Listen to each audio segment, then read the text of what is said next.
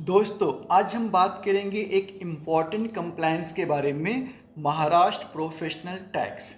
आप एम्प्लॉई हो, एम्प्लॉयर हो या फिर सेल्फ एम्प्लॉयड प्रोफेशनल हो, इस टैक्स के बारे में जानना बहुत ज़रूरी है। तो चलिए हम शुरू करते हैं। What is professional tax?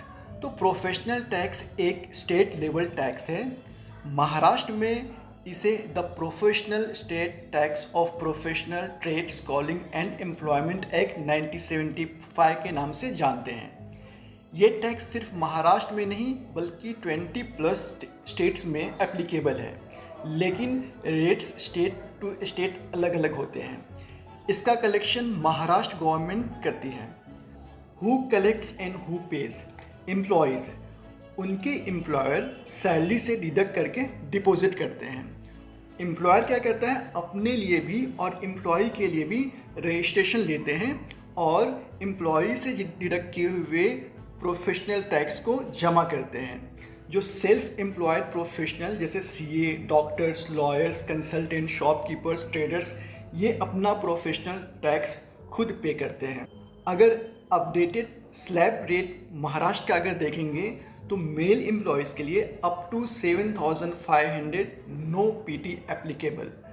7,500 से लेके 10,000 तक 175 रुपीज़ पर मंथ। अगर 10,000 के ऊपर है तो 200 पर मंथ और फेब के महीने में 300।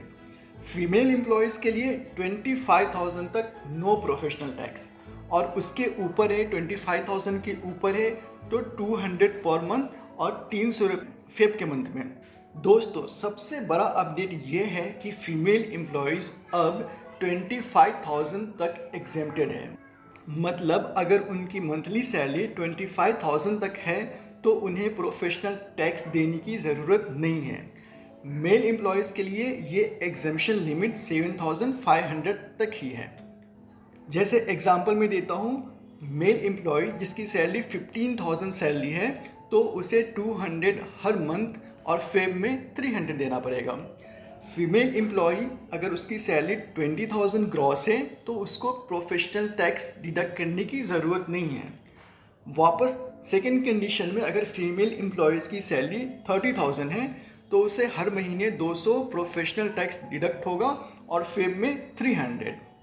अभी हम इसके रजिस्ट्रेशन टाइप को जानते हैं। महाराष्ट्र में दो तरह के रजिस्ट्रेशन होते हैं, पीटीआरसी, पीटीईसी। पीटीआरसी मतलब प्रोफेशनल टैक्स रजिस्ट्रेशन सर्टिफिकेट।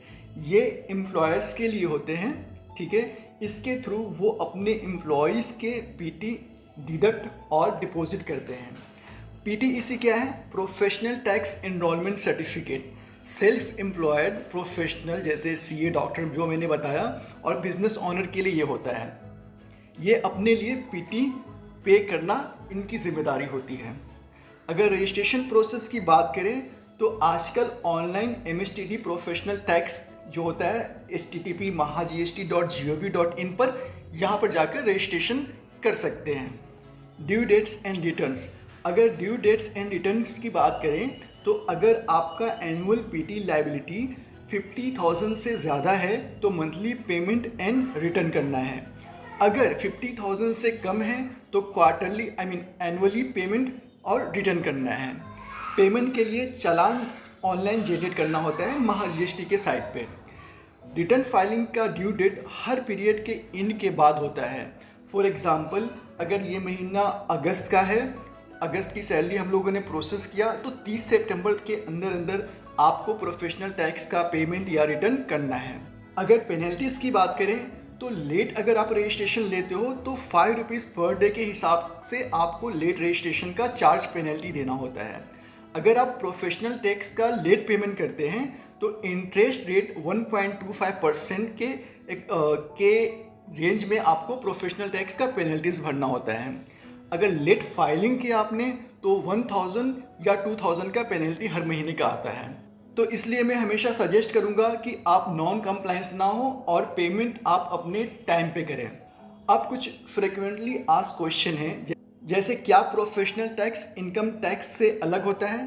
तो हाँ, ये दोनों अलग अलग चीज़ें हैं, लेकिन जो प्रोफेशनल टैक्स जो होता है उसका सेक्शन 16 के अंदर डिडक्शन मिलता है। दूसरा आपका FAQ ये हो सकता है कि अगर एम्प्लॉयर PT डिडक्ट नहीं करता तो क्या होगा। तो एम्प्लॉयर लायबल होगा अगर वो PT डिडक्ट नहीं करता है तो उसे बाद में पेनल्टी और इंटरेस्ट के साथ PT डिडक्ट किया हुआ वो जमा करना रहता है। तीसरा क्या हो सकता है कि वोमेन एम्प्लॉयज़ पर एग्जेम्पशन क्यों है।